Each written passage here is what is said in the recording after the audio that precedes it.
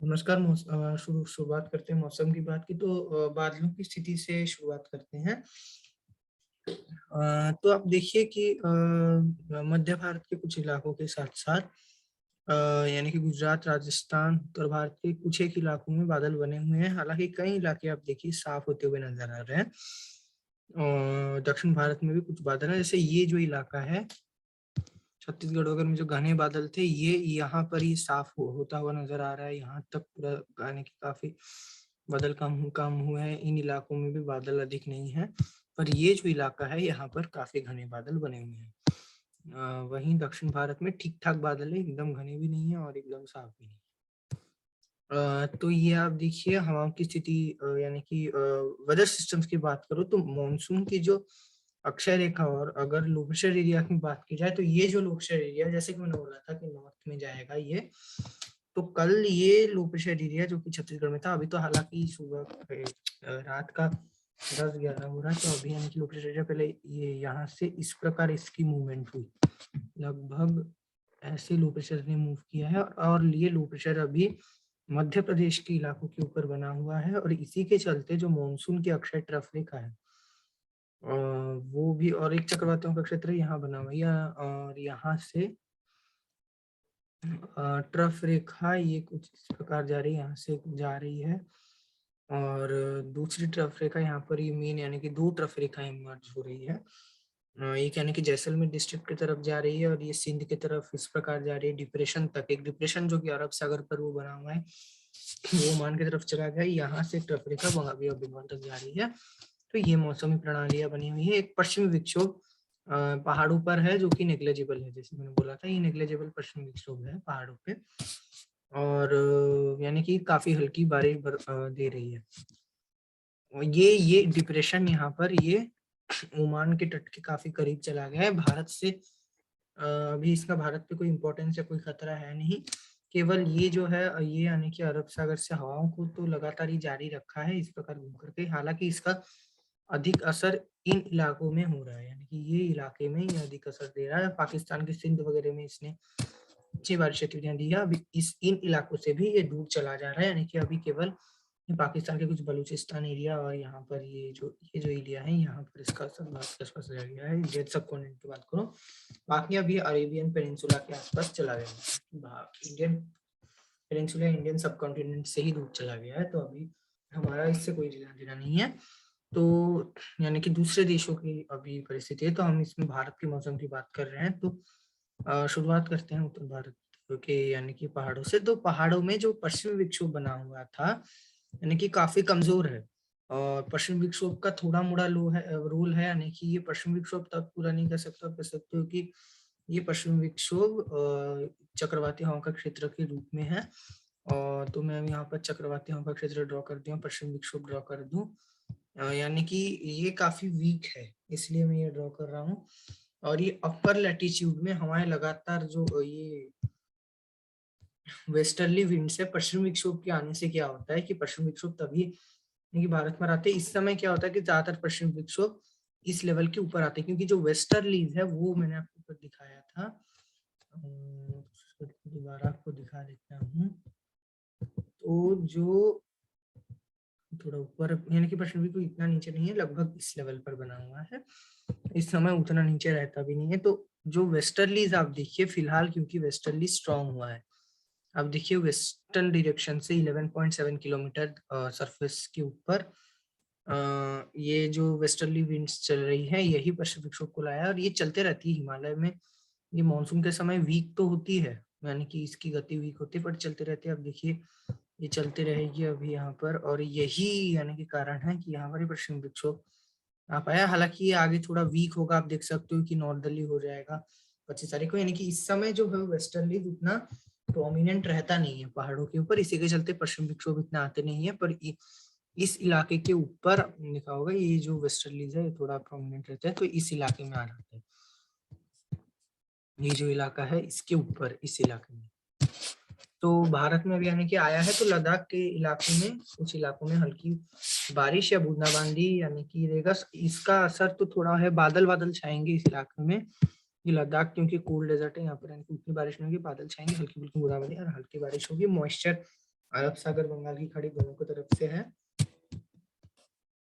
क्योंकि मॉइस्चर सागरों से भी पहुंच रहा है, इसी के चलते बादल बादल और बारिश गतिविधियां हल्की हो सकती है। पर ये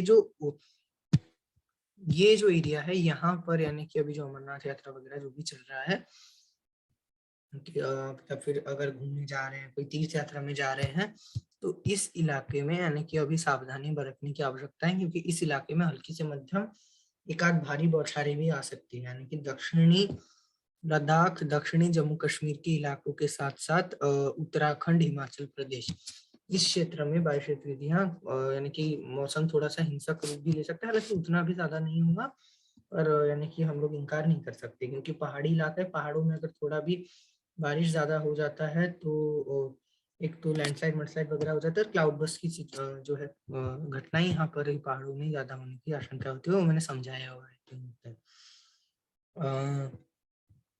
तो ये हुई। और मैदानी इलाकों में चले, तो मैदानी इलाकों में फिलहाल आपने देखा होगा, फिलहाल के सैटेलाइट इमेज में पंजाब साफ है, और यही यानी कि पंजाब में अभी कोई वेदर सिस्टम इस क्षेत्र में बना हुआ नहीं है, इसी के चलते बारिश इतनी अधिक नहीं हो रही है।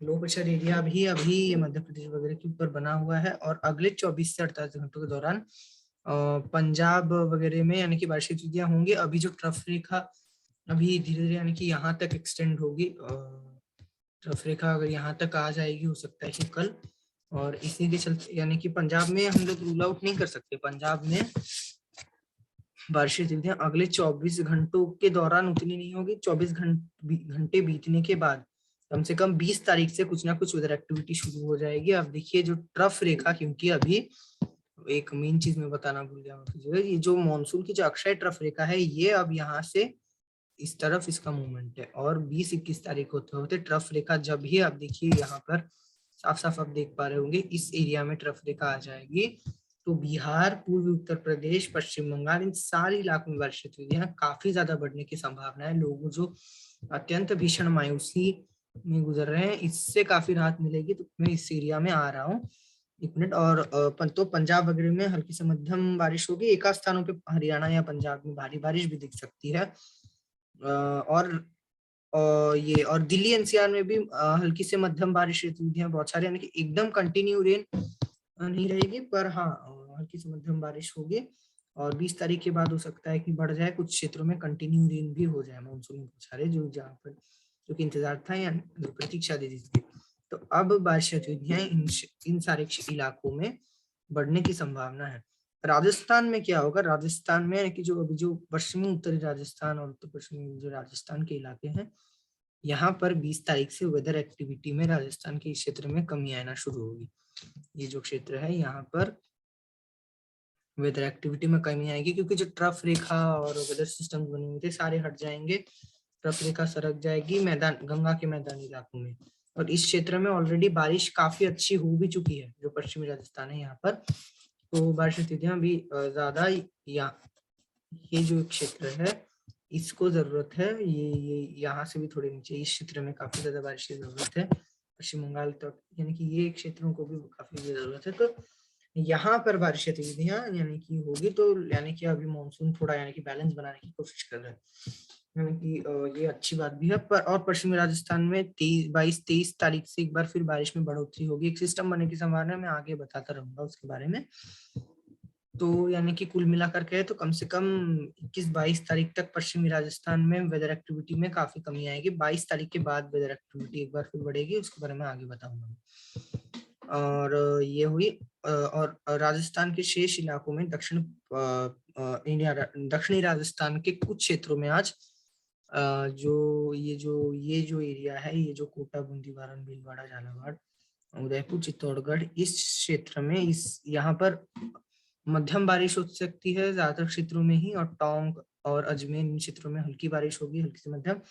और टोंक के नीचे यानी कि भीलवाड़ा, कोटा, इस क्षेत्र में उदयपुर, चित्तौड़गढ़, यहाँ पर मध्यम बारिश, एक आध भारी स्पेल्स होंगे। और इसके नीचे यानी कि जो एकदम दक्षिणी राजस्थान है, ये जो डूंगरपुर वगैरह, यहाँ पर एकदम गुजरात और राजस्थान यहाँ पर सटे हुए जो आबूरोड वगैरह कुछ क्षेत्रों में, यहाँ पर उदयपुर में भी हो सकता है कि मूसलाधार बारिश गतिविधियां दिख जाए अगले 24 घंटों के दौरान। 24 घंटों के बाद कम से कम 20 तारीख से बारिश में राजस्थान में भारी कमी आने की संभावना है, दक्षिणी राजस्थान में हल्की फुल्की बारिश रह जाएगी और पश्चिमी राजस्थान लगभग साफ हो जाएगा, और यानी कि दक्षिण पूर्वी राजस्थान में। और 23 तारीख से एक बार फिर 23 या 24 तारीख से वृद्धि आना शुरू होगी बारिश में थोड़ी थोड़ी। तो राजस्थान में अगले 24 घंटे काफी क्रूशियल रह सकते हैं, उसके आगे बारिश में कमी आएगी। उत्तर भारत के और क्षेत्र की बात करें तो पूर्वी उत्तर प्रदेश में अभी, क्योंकि मानसून की अक्षय ट्रफ रेखा एकदम से तो ऊपर नहीं आ जाएगी, पर कल क्या होगा, कल ये जो मानसून की अक्षय ट्रफ रेखा और ऊपर आ सकती है, एक चक्रवाती हवाओं का क्षेत्र विकसित होगा आगरा अलीगढ़ वगैरह के आसपास, तो इसी के चलते भी उत्तर भारत में बारिश बढ़ेगी। मानसून की अक्षय ट्रफ रेखा जो कि मेन है जहां पर रहती है, उसके कारण बारिश बढ़ती है। तो कम से कम अगले 24 घंटों के दौरान यानी कि उतनी बारिश की संभावना नहीं है पूर्वी उत्तर प्रदेश, बिहार और पश्चिम बंगाल की बात करूँ तो पश्चिम बंगाल में।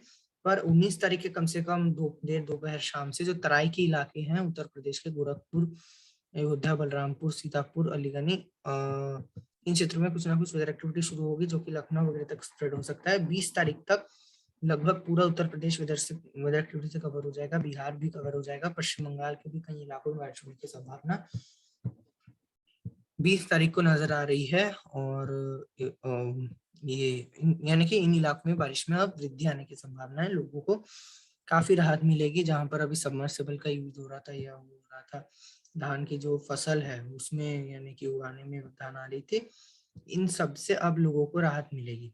और दूसरे यानी कि बात करूं तो यानी कि पूर्वोत्तर में अभी भी मध्यम बारिश, हल्की से मध्यम एक आध भारी स्पेल्स के साथ बारिश जारी रहेगी।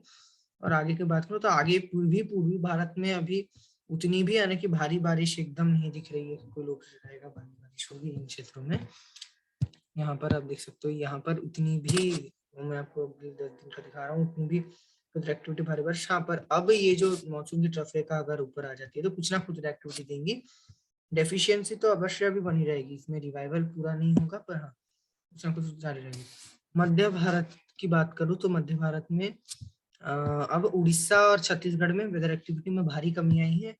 2 कारण है इसके, एक तो मानसून अक्षय रेखा के ऊपर जाने का कारण है जो कि अब मध्य प्रदेश वगैरह के इलाके में है, यहाँ पर अभी मानसून की अक्षय ट्रफ रेखा बनी हुई है, हालांकि उड़ीसा तक ही आ रही है घूम करके, पर यानी कि वेदर एक्टिविटी उतनी नहीं हो रही है। लो प्रेशर एरिया दूसरा प्रमुख कारण लो प्रेशर एरिया के आगे बढ़ने की है।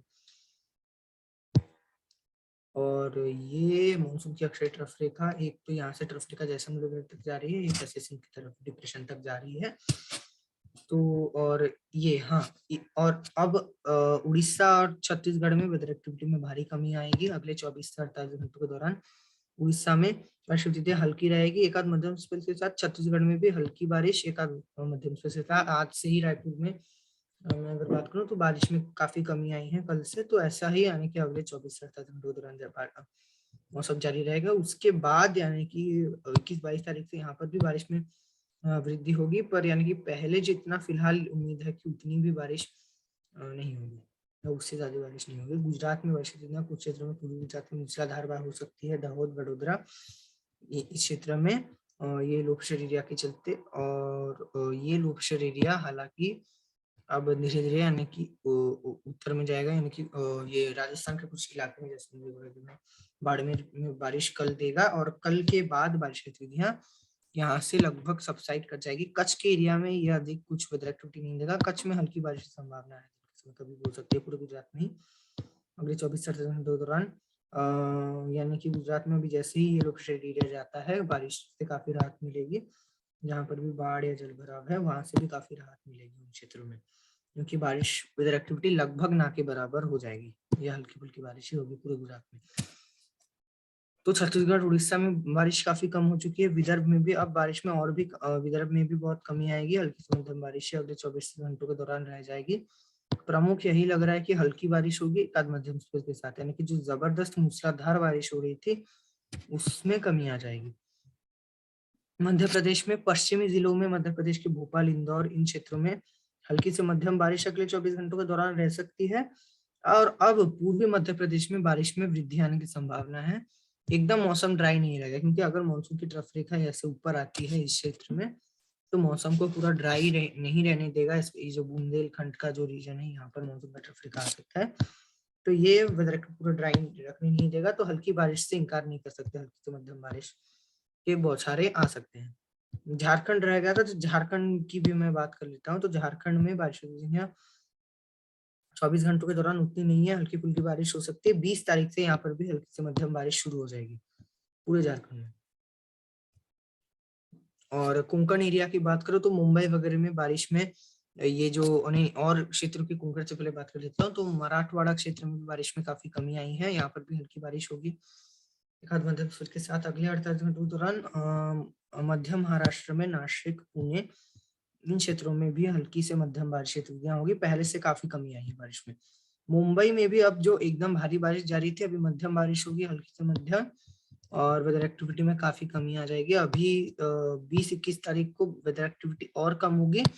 23, 24, 25 इस टाइम पे बारिश में थोड़ी वृद्धि आ सकती है, पर एकदम मूसलाधार या भारी बारिश नहीं होगी। अब मुंबईयर्स को काफी राहत मिलेगा पूरे कोंकण रीजन में, मुंबई से लेकर के अभी दक्षिण भारत की तरफ मैं जा रहा हूँ, तो मुंबई, कोल्हापुर, रत्नागिरी, तटीय कर्नाटका, यहाँ तक बारिश गतिविधियां जो भारी जारी थी अभी मध्यम में कम हो जाएगी पहले से इंटेंसिटी बारिश की। हालांकि पूरे कोंकण रीजन में कहीं भी हम लोग कभी भी हम वेदर एक्टिविटी जो है नोटिस या देख सकते हैं। कुछ क्षेत्रों में हो सकता है अभी कंटिन्यू हल्की रेन जारी रहे, पर पहले से कमी आई है क्योंकि मॉइस्चर तो लगातार यहाँ पर चलता रहता है। हवाएं जो लगातार चल रही है, ये आप देख सकते हो, अरब सागर से जो लगातार हवाएं क्योंकि चलती रहती है, पश्चिमी घाट है, इन हवाओं को यानी कि मॉइस्चर को यहाँ पर गिराने के लिए। तो अगर थोड़ा भी यानी कि मॉइस्चर अधिक आता है तो बारिश गतिविधियां दिखती है, तो यहाँ पर कभी भी बारिश गतिविधियां दिख सकती है। एक मिनट। तो यानी कि इन सारे इलाकों में देखिए हवाएं ऐसे लगातार चल रही है हवाएं, तो बारिश गतिविधियां दिख सकती है। और ये हुई, और क्षेत्र की बात करूं दक्षिण भारत के, तो तेलंगाना में हल्की ही बारिश रहेगी। तेलंगाना में लगभग कुछ क्षेत्रों में हो सकता है वेदर एक्टिविटी ना हो, क्योंकि तेलंगाना में जो मॉइस्चर आ रहा था उसमें लगभग रुकावट आ चुकी है। यहाँ से पश्चिमी हवाएं आ रही है जो कि लगभग इस क्षेत्र को पार कर लगभग पूरा शुष्क हो जा रही है, काफी कम मॉइस्चर है, तो हल्की फुल्की बारिश कहीं पर हो सकती है, कहीं पर नहीं भी हो सकती है। हल्की या बूंदाबांदी या काफी हल्की बारिश तेलंगाना में 48 घंटों के दौरान रहेगी। आंध्र प्रदेश की बात करूं तो आंध्र प्रदेश में भी काफी हल्की बारिश रहेगी। उत्तर आंध्र प्रदेश में उत्तरी इलाकों में दक्षिणी उड़ीसा यानी कि विशाखापट्टनम तक हल्की फुल्की बारिश हो सकती है। विजयवाड़ा वगैरह में जो रायलसीमा है, यहाँ पर बूंदाबांदी या हल्की बारिश होने से होगी।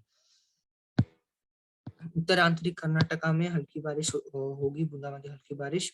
दक्षिण आंतरिक कर्नाटका में काफी हल्की बारिश होगी। तमिलनाडु में भी यानी कि जो दिन के समय जब तापमान बढ़ेंगे, कुछ क्षेत्रों में हो सकता है लाइट रेन हो, या कुछ क्षेत्रों में आसमान साफ रहे या और उमस भरी गर्मी रहे, या यानी कि कम से कम हो सकता है कि ज्यादातर क्षेत्रों में बादल आ जाए, क्योंकि दिन के तापमान बढ़ेंगे तो मॉइस्चर थोड़ा आ सकता है बंगाल की खाड़ी से यानी कि अचानक से। और प्रमुख जो हवाएं रहेंगे अभी दक्षिण पश्चिमी मानसून में, प्रमुख हवाएं यही रहती है। अब देखिए जो अचानक से दिन के समय यानी कि जो देखेंगे यहाँ से, यानी कि यहाँ से आप देखिए अचानक से बंगाल की खाड़ी से, एक मिनट, ये आप देखिए सुबह के समय जो कि हवाएं अभी रात और सुबह के समय पश्चिमी दिशा से शुष्क चल रही थी, इसलिए बारिश नहीं थी। वही अब देखिए दिन के समय 19 तारीख के 4 बजे हवाएं ये ऐसी हो जा रही है। यहाँ पर एक हाई प्रेशर ट्रफ फॉर्म हो रहा है, यहाँ पर ये लाइन आप देखिए, और यहाँ से हवाएं यानी कि इस प्रकार बंगाल की खाड़ी से तमिलनाडु की तरफ जा रही है। दूसरी हवाएं तो यहाँ तेजी से ये पूर्वोत्तर वगैरह की तरफ चले जा रही है। पूर्वोत्तर में अभी बारिश में बढ़ने की और एक जो है वजह मैं बताना भूल गया, वो है यानी कि ये जो लगातार अभी जो हवाएं यहाँ पर काफी तेज हो गई है, एक बार फिर मॉइस्चर लेडेनमेंट्स पूर्वोत्तर की तरफ। तो तमिलनाडु में ये अगर हवाएं ऐसे आती है, ये जो आप देख रहे हो, तो ये बारिश गतिविधियां अगर हवाएं ऐसे हैं, मन चल रही है, तापमान बढ़े हुए हैं, तो कहीं भी हल्की फुल्की मेघ गर्जना या बारिश गतिविधियां दिख सकती है, क्योंकि यहाँ पर ये बंगाल की खाड़ी से हवाएं आ रही है और यहाँ पर आपको पता है कि मॉइस्चर लेकर आ रही है हवाएं, तो हो सकती है। पर तमिलनाडु के ज्यादातर क्षेत्रों में बारिश गतिविधियां काफी कम रहेगी। और अगर ये हवाएं नहीं आ पाती है, ये इनकी वेदर मॉडल हमेशा उतना एक्यूरेट नहीं रहता है, इसलिए मैं बोल रहा हूँ कि हो सकता है ना हो। और हवाएं अगर यानी कि दिन के समय भी केरला से इस प्रकार ही आती है, यानी कि पश्चिमी दिशा से हवाएं आती है ऐसे, तो बारिश गतिविधियां लगभग ना के बराबर दिखेंगी। हाँ, बादल बादल कुछ छा सकते हैं या फिर कुछ क्षेत्र में हो सकता है आसमान साफ रहे, उमस भरी हल्की थोड़ी उमस भरी गर्मी रह सकती है। यहाँ पर उमस भी उतनी भी ज्यादा नहीं रहेगी। ह्यूमिडिटी लेवल्स में आप देखिए, भारत में अभी Tamil Nadu one of the most driest region है। आप देख सकते हो तो दक्षिणी इलाके, यहाँ पर ह्यूमिडिटी 36-37 हल्का ह्यूमिड है, अधिक कुछ ह्यूमिडिटी भी नहीं है। तो यहाँ पर और अंडमान निकोबार वगैरह में हल्की बारिश हो सकती है, हल्की एक मध्यम स्पीड के साथ। लक्षद्वीप में हल्की बारिश ही होगी, बूंदाबांदी हल्की बारिश, बूंदाबांदी नहीं हल्की बारिश होगी। कि यहाँ पर क्योंकि कोई वेदर सिस्टम नहीं है, तो कोई भी यानी कि भारी बारिश, भारी वेदर एक्टिविटी नहीं होने वाली है। तो ये रहेगा भारत का अगले 24 से 48 घंटों का मौसम। तो कुल मिलाकर बात करें तो जहाँ पर जो मायूसी बनी हुई थी इस क्षेत्र में, यहाँ पर बारिश गतिविधियां अब बढ़ेंगी, और जहां पर यानी कि बारिश गतिविधियां जबरदस्त चल रही थी कि यहाँ पर बारिश गतिविधियां बढ़ेंगी, थोड़ा बड़ा एरिया हो गई, हाँ ये यहाँ पर बारिश गतिविधियां बढ़ेंगी, यहाँ पर भी बढ़ेंगी, यानी कि यहाँ पर उतनी भी नहीं बढ़ेंगी, हाँ बढ़ेंगी, यहाँ पर भी बढ़ेंगी। यानी कि पहाड़ों में उतनी नहीं है, यहाँ पर मैदानी इलाकों में बढ़ेगी। और इस क्षेत्र में जहाँ पर जबरदस्त बारिश गतिविधियां जारी थी, यहाँ पर मैंने गलती से पिंक कलर कर दिया, आप समझ लीजिए ये जो उत्तरी राजस्थान के कुछ इलाके हैं, यहाँ पर जो जबरदस्त बारिश गतिविधियां हो रही थी, इसमें अब कमी आएगी इन क्षेत्रों में। यानी कि ये कुल मिलाकर अगले 24 से 48 घंटों का बात है। और इस क्षेत्र में पूर्वोत्तर में कांस्टेंट ट्रेन अभी जारी रहेगी। तो और दक्षिण भारत में भी अधिक कोई उतना फेरबदल नहीं होगा, केवल कोंकण रीजन में बारिश में, ये जो कोंकण एरिया है यहाँ पर बारिश में कमी आएगी। तो ये रहेगा भारत का अगले 24 से 48 घंटों का मौसम। आगे के अपडेट्स के लिए देखते रहिए चैनल को। धन्यवाद।